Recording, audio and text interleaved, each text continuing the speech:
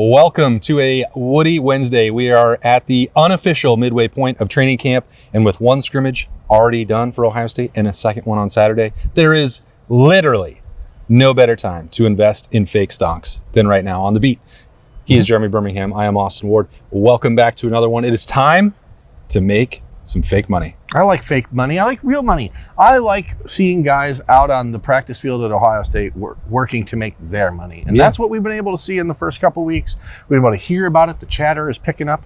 It's a wonderful time to be in Ohio. Yeah.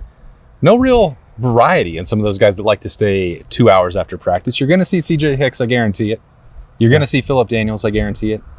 Both of those guys, I think you can continue to buy stocks in. I don't know either one, how many snaps that actually means. Well, that's the challenge, right? It does, just because the guy's doing all the right things doesn't mean that you're going to be a starter, doesn't mean you're going to play.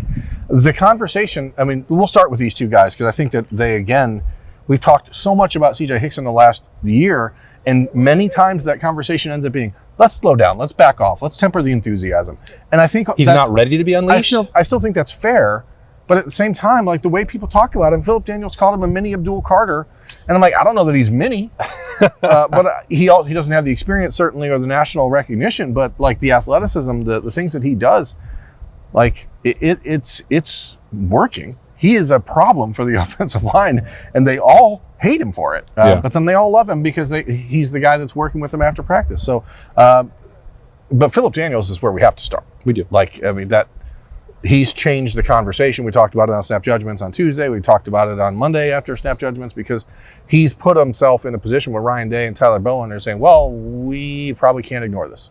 Yeah, I thought it was really fascinating the way that Phillip Daniels talked about working against CJ Hicks during practice, after practice, the way that they break down the techniques and the moves that CJ's using and how it might be 6 months between when CJ does this thing to him and Phillip Daniels has to remember that and process that. It can be, I don't know, we can get ahead of ourselves and say, well, Phillip Daniels has this level of starting experience and CJ Hicks has been in this program now for 4 years at Ohio State. Like, they're relatively veteran guys, but they also haven't played that many high leverage snaps.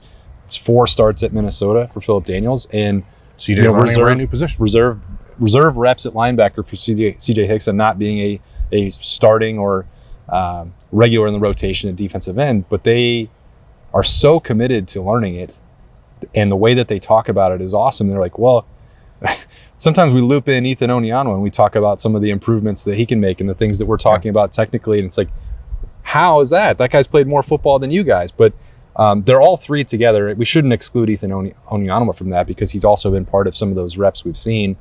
And it's going to be critical because one of those guys, I think, is going to have to take the first snap at right tackle against Texas. And CJ Hicks, in some form or fashion, is going to have to be involved if the Silver Bullets are going to reach their full potential and be the number one defense in the country again. Yeah, and that's just the unknown. Like when you take a transfer from Rice, you don't know exactly how it's going to translate. I think for Phillip Daniels, it's easier for him to come into a place like Ohio State after playing in the Big Ten and having the rigors. For whatever we want to say about PJ Fleck or the way Minnesota is as a program, they've been pretty good in the last handful of years about developing offensive linemen. They knew what they wanted. Phillip Daniels was going to be the anchor of their offensive line for the next 3 years. So like that's a guy that they really believed had the juice to get it done. And he mentioned that he had doubts about himself when he got to Ohio State. And then in the first 3 weeks of being here, he was practicing against Jack Sawyer and JT Tuimoloau and realizing if I can play with these guys, I can play. And I don't know if maybe that transition was a little longer for Ethan Oniano, if it's the combination of that transition plus having to reshape his body and lose some weight and figure out exactly which version of himself he was going to be at Ohio State. But as we talked about on Tuesday, like this is not a bad problem to have for Ohio State, but it's hard to have this conversation without really going, oh, Phillip Daniels has changed it. He's the guy that changed it. Yeah, and that means he has to be first stonk. That's a great one. I own, I think, 98% of the stocks in this player already, but if there are 2% more available, I'm going to get him. And the reason that I want to talk about Kaden McDonald is because 7 months of talk about defensive tackle. Mm-hmm. And then the first day Edric Houston goes down and it's immediately shifting to the 3 technique depth and who's going to fill in there. Edric comes back. Okay, well, that's a big sigh of relief. And then we talk about whether Jason Moore can play, what's Tywan Malone going to do, what's Eric Mensah going to do. Oh, well, Will Smith's over here. There's some depth that's important at nose. That's all good. And then we never talk about the guy who I think is truly going to anchor this. And he has to be the anchor. He has to be. He knows that. The responsibility is firmly on Kaden McDonald's shoulders, and they are certainly broad enough to handle that without question. The changes to his body are impressive. The way that he's playing, though, this is not from the first 3 practices where they weren't in full pads, full go. We weren't able to really get a great read on that. Yeah. I lost track, and I wasn't asking. I didn't say, hey, please tell me about Kaden McDonald and give me the most glowing praise you can. It was just asked generically. Who's giving you guys the best test? Who's making you better? What's the iron sharpening iron? Who's the defensive lineman that is flashing to you? And I lost count, but I think it was every single person on Ohio State's offensive line said, it is K-Mac.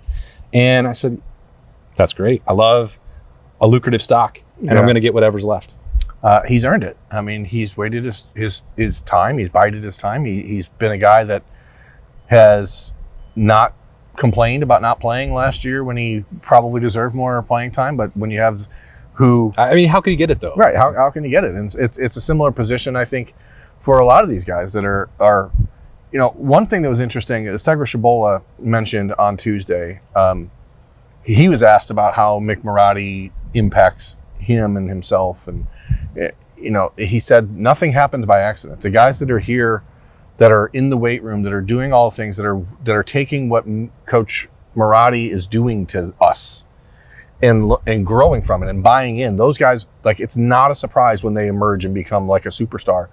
And that's what a guy like Kaden McDonald, he's always done the right thing since he got here. He's always had a chip on his shoulder since he didn't get recruited by Georgia coming out of high school, despite the fact that he was the best defensive lineman in the state of Georgia, but he was only 6'2.5" instead of 6'4", and so Georgia wouldn't recruit. This is a kid who's done it the right way. He's a difference maker. Luke Montgomery recalled going down to Georgia and watching him as a running back, and was asked to describe Kaden McDonald in one word, and he said shifty. That's just not what you anticipate hearing for a 6'2.5", 320-pound defensive tackle, but that's who he is. He is a menace. He is a really, really good football player, and Ohio State should send Georgia a thank you card. No, they don't need to thank him. Fine, whatever. They don't have to communicate with them. Oh, well, I mean, it's courteous, but either way. I think you just taunt him. You just thumb your nose at him and say, ha, got this one on you. Sorry, I took more Kaden McDonald. True. You're a rock star. I believe that there is a large portion of the fan base that forgets Will Kazmarek exists. Do you agree with that assessment? Well, I can only speak for myself, Birm, and I don't forget about tight ends. I think that... In fact, I was going to name one for a stock. Really? Yeah. Which one? You're on Will Kazmarek. So I just think Will Kazmarek is a guy that we're not discussing enough, and maybe that's not what this episode of Stock Watch is about, because that's a totally different show, who we're not talking about enough. But it's just a reminder, I think, for people that the tight end depth chart, as we've seen it, as we've heard it, hasn't really changed, which is Max Clare and Will Kazmarek are at the top, and then it's shuffling the deck with Bennett Christian and Gelani Thurman and trying to figure out if Nate Roberts has a role. But those top two and Max Clare, who, despite the fact that he's the best returning tight end in college football, we don't talk about him at all, really. We're like, oh, well, he's going to be great. It's going to be it's going to be different. But this tight end room is going to be really, really good. And Will Kazmarek is going to be the anchor. He's the linchpin, because he's the one that allows you to do a whole bunch of different things with Max Clare. He does open up the playbook and the flexibility for Max Clare. If Max Clare came to Ohio State and Will Kazmarek did not exist, the things that Keenan Bailey and Ryan Day and Brian Hartline would ask him to do would not allow him to even remotely come close to the 51 catches that he had at Purdue last season. And I still don't know that he's going to get to that point. We're getting to the point where it is bold prediction season. Mm-hmm. But I wrote about it at Letterman Row last week. It's okay, that's only 3.5 catches a game to get to that point if they play 15, 16 times. And you don't think that that's a ton for someone with Max Clare's ability. I'm spinning off, but Will Kazmarek is part of this conversation as well. He's going to get the football some, and they're going to be on the field both at the same time. And 55 catches is the record for an Ohio State tight end. Yeah. he could do that. Is he going to do that? I mean, Cade Stover had 41 in 2023, and he was a Mackey finalist, right? So it's all there for Max Clare, but the engine that makes the tight end room go is what Will Kazmarek allows them to do, which is why I don't care if Will Kazmarek may finish with less catches this year than Mylan Graham, but his impact is going to be felt, and it is going to be felt most explicitly in the way that Max Clare is utilized as a receiver. Yeah. So that's why I'm bringing him up. It's not a sexy stock by any stretch, but I think it's an important one. Well, I think there may also be an element here that he did not practice fully in the first 3 days when media was here. And he was hurt in the spring. And when the fans were able to buy tickets for those practices. So it wasn't like he's going to be front of mind for that. Maybe that's, put him on the back burner for that conversation a bit. But so you're right, I think, to bring him back up. And I think that maybe some of those early reps helped Gelani Thurman take another step forward. I think there have been, again, they weren't fully padded those first 3 practices, but he was catching the football and making an impact in the red zone in a way that everyone has, I think, every Ohio State fan has been waiting for since the moment that he signed. And when Kevin Wilson was saying, this is the kind of weapon that Ohio State has never had at tight end before. And it hasn't transpired. And a lot of the discussion around him has been, well, maybe it's hard for him to learn how to block. And Gelani would talk about that himself, being an all-around tight end and understanding how to block a tight end or a defensive end on one play and beat a safety in a pass route on the next. But I think it was more about consistency catching the football, ironically, that was holding him back from a role that he wanted. Yeah, there's a belief that it was because he wasn't blocking. And I don't think that was the reality of the situation. And, even last year when he had the clutch catch at Penn State, and then Ryan Day's he had to catch it 3 times to make it once. That is a little bit of a joke that comes from, all good jokes have an element of truth in them, right? So I think he's taken that next step. I was told specifically about him standing out on Saturday in the scrimmage. I don't think that means he's going to supplant the top 2 of Clare and Kazmarek, and he's going to do something that's different than Bennett Christian. But when I've said that this is the best tight end group in America, that's why. You have someone with his skill set that is either 3rd or 4th on the depth chart at Ohio State. That's obscene. I think that's unfair. I think that's a challenge of the tight end room, because we look at Will Kazmarek and Bennett Christian and you say, these guys are blockers. And then you look at Max Clare and Gelani Thurman and Nate Roberts and you go, well, these guys are the pass catchers. But that's not necessarily true. And it's taking away from what the goal for Nate Roberts is. He's not designed to be Max Clare, but neither is Bennett Christian. Bennett Christian is also not designed to be Gelani Thurman, who's not designed to be Will Kazmarek. How do you figure out a way to use them all? That is up to Keenan Bailey. But Gelani has put himself into that conversation where he has to be on the field now, which it was never a matter of talent for him. It's a matter of I wouldn't say, you and I made this point for the last 3 years, it's not a matter of lack of work ethic either. He was always, as a true freshman, you had multiple, staff members and assistants to the assistant coming out here on a Tuesday afternoon. Yeah. He was getting in work before practice, after practice. So not everybody's journey and development track is going to take the same length of time. Yeah. But it's also only been 3 years, 2 years of being in the system, and this is entering year 3. And that used to be the expectation for a tight end position. It used to be the expectation for the offensive line. We've emphasized being ready when people are freshmen because the sport has changed and the attention to it has changed. But that's not altogether strange. I almost said the S word. Terry McLaurin couldn't catch a ball till his 5th year at Ohio State. You know what I mean? But he worked his butt off. He constantly worked. And by the time he wasn't reliable, let's just say that, until year 5. He didn't have any problem downing punts. No, he did. If they found other ways to be involved, and the tight ends don't really have that luxury unless you become a blocking extraordinaire. And no tight end wants to be that, but that's now your goal. Jeremy Ruckert got here and it was you're a pass catcher. That's all you do. And then by year 3, people are Jeremy, can you learn how to block or not? And then that's all he got asked about for the final 2 years of his career. So it's definitely just a room that the stock has to be up on. And what that means for the future, I guess we'll find out. I don't think Keenan Bailey is going to have a large budget in the future. So he has to get the best out of these guys. So it's going to be here's your guy, make him a standout, and he's done a great job. But you also, you're right. You're not going to have the largest budget, and you're going to be trying to devote those resources to one or two guys. But like Ryan Day, Brian Hartline, and the way that Keenan Bailey or Kevin Wilson before that have developed and utilized the tight end, and especially the years where it's a third of the snaps are in 12 personnel, you do need to spend there still. Yeah, Nick Van App's still in the NFL. You know what I mean? Like it's a position Ohio State has routinely put guys in the league, and it doesn't have to show up as 56 catches in one season here. Like, as you do all the little things, you're doing it at Ohio State. You're blocking the best defensive ends in the country. Like, you're going to get noticed. You're going to get seen. And so Keenan Bailey has done a really masterful job changing the conversation with recruits away from usage equaling catches. Like, usage is how much are you playing? How much are you on the field? Yeah, no, that's a great point. And that's where a guy like Gelani Thurman, who I think a lot of folks assumed that, he didn't play much in the first 2 years, he's going to transfer. Like, Gelani, the mindset has shifted. It's like he loves being here, and now he's, ready to be a major part. Being a major part is part of stock watches. Yeah, it is. Right? Uh-huh. I tried to back off the Bo Jackson thing a little bit. No, you didn't. In the last couple of weeks. But No. I'm more and more convinced that he's going to be a regular part of the handoff committee. And I don't know why, but it's just any person you talk to about anything that goes on, it's like, well, don't forget Bo.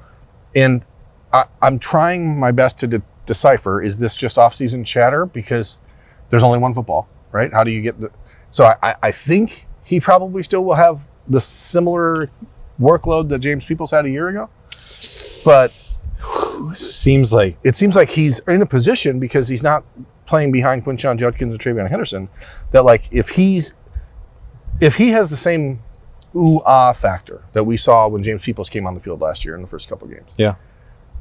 Is it a similar situation where you can justify keeping him off of it? And I don't know that that's the case. Yeah. When the run game on Saturday in the first scrimmage was described to me as a little bit of a mixed bag and a struggle, that can be a really good sign, because the defensive line is doing a good job stopping the run. Arvell Reese, Sonny Styles, Peyton Pierce slowing that down as well. Those guys are fast. Those are all good players. So I don't know that should probably be encouraging news, because I think in the long run, whether it's C.J. Donaldson, James Peoples, or potentially Bo Jackson, like all those guys are going to find bigger running lanes and less athletic linebackers to run away from once the season actually starts. Yeah. Maybe not specific to the Texas game, definitely, but for most of the season after that, the opportunities are going to be there for them. But they're like, it was, this person said mixed bag, didn't think the running game was all that effective.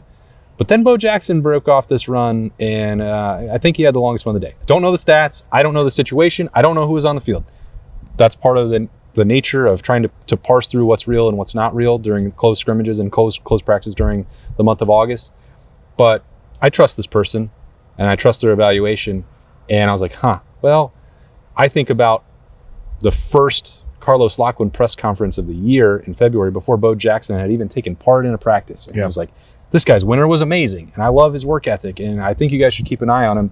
And now I'm just putting together all these pieces, and I'm like, I guess I'm going overboard on a true freshman. Yeah, and I'm trying not to, but this is not the same circumstance that James Peoples walked into a year ago. So I think, and Carlos Lockwood was adamant about that when the running backs were out here last Friday, is that nobody here has a job yet. And that was the point he tried to make in February when he was talking about C.J. Donaldson and Bo Jackson. That was the point he made last week trying to talk about C.J. Donaldson and James Peoples. There is no order, there is no defined role, and so everyone's going to have it. And I know a lot of times when coaches say that, it's coach speak, but with Carlos Lockwood, I don't think he believes in coach speak. Yeah, I don't believe that he does. And so when he says, "Hey, this is wide open," I think you have to view it that way. And then all the things you hear from the players on the team, the parents who get to watch games and practices, the former players who get to watch things, they're all like, well, actually, Bo Jackson's pretty dang good, and and you can see it. He believes in himself, and I'm not saying he's going to be a starter at Ohio State this year. I'm saying that stock is one that you should hold on to, because the reviews have been too consistently good for too long for me to just chalk it up as freshman talk. I'm concerned at how similar our stocks were this week. We don't have very diverse portportfolios. No, well, there's again, we talk a lot about this football team. We do? Yeah, and so there's only so many things you talk about. Is your next one Sam? I was going to talk about Bo Jackson. Oh, okay, cool. Do you know who there were 4 names that I was immediately told on Saturday. We've talked about 3 of them already, and the 4th was Malik Hartford. So I think that I don't know that's breaking news. McArary's kid's favorite player. So, and I have a lot of that. I've said that I thought Malik Hartford was going to start next to Caleb Downs against Texas. I think it's probably more likely that you'll also see Jalen McClain, Malik Hartford, and Caleb Downs out there. We'll see. I mean, that's where that Iron Buckeye conversation comes up, right? Because Jalen McClain was one of those. Yeah, he's the only safety on that group, not Caleb Downs, not Malik Hartford. So, but they need them both. They need them both. So I think it doesn't mean anything if Jalen McClain was on the rise over here on one day because of Iron Buckeye and the confidence and swagger that he's playing with. Well, then you can counterbalance that the next time out because Malik Hartford goes out and makes plays in the scrimmage. You feel good about that. Yeah. What is safety-driven defense or not? What do we know that Matt Patricia wants to do? Use whatever personnel is available to him. Match up with whatever the opposing offense does well to try and negate that. There's going to be opportunity for Jalen McClain, for Caleb Downs, obviously Caleb Downs, for Malik Hartford, for Lorenzo Styles, for Aaron Scott. I mean, like all these guys are going to be able to do different things to help this team. So it's not a one or the other. I didn't really think that in the summer when I was picking one starter over the other. Well, like they both have to play, and they're both maximizing the chances. I think it's a pretty important question though, because we've seen in the games, James Laurinaitis said that he has 3 starters, right? Does McArary have 3 starters? I bet he'll say that, yeah. Or does he have? Is his rotation going to be situational? If it came down to like these are my starters every day, is Jalen or Malik more qualified, more ready to be a starter no matter the matchup? And I guess we have not spoken to McArary and his group out here. We still will at some point next week. So getting an answer on that, or are these two strictly interchangeable no matter what? I think is the curiosity that I have, because we know last year's defense took on a whole different life when Caleb Downs was able to move, when he was able to be moved around the defense like a chess piece. And the only way that happens is if Jalen McClain and Malik Hartford are both ready to play all the time. Because otherwise, Caleb Downs is just like, well, we can only do it in this specific package, or if this specific guy's on the field, and that's just not the way football works. So, what we know is that Malik Hartford is like really, really respected on this team. That we know that he is a different type of physical player than Ohio State's really had at safety in a while. He's like a headhunter. He's a hitter. Yeah. How much has he learned to play under control? How much did he gain from watching Lathan Ransom being like controlled violent? and that's Malik has been out of control violent for the first 2 years when he's been on the field. So the feedback's been pretty good though. Yeah, really has. That'll be really looking forward to that day with the secondary next week, but we're not there yet. There's still a scrimmage coming on Saturday. There's also availability on Thursday defensive with line. The Ohio State defensive line. The Rushmen will make their appearance, and there'll be a lot to talk about with Larry Johnson and his group there. So much intrigue over the last 6-7 months, and maybe we'll preview some of that. Who knows if it'll come up, because the beat on Thursday, we talk about 3 things. So we will do that then. Maybe there'll be 3 things about the defensive line. Very well could be. I bet there will be on snap judgments on Thursday. 100%. There will be maybe even more than 3. Probably. But that's still a day away. This has been a Wednesday stock watch, though. Thanks for joining us. He's Birm. I'm Austin. This has been the Austin and Birm Show. We'll talk to you tomorrow.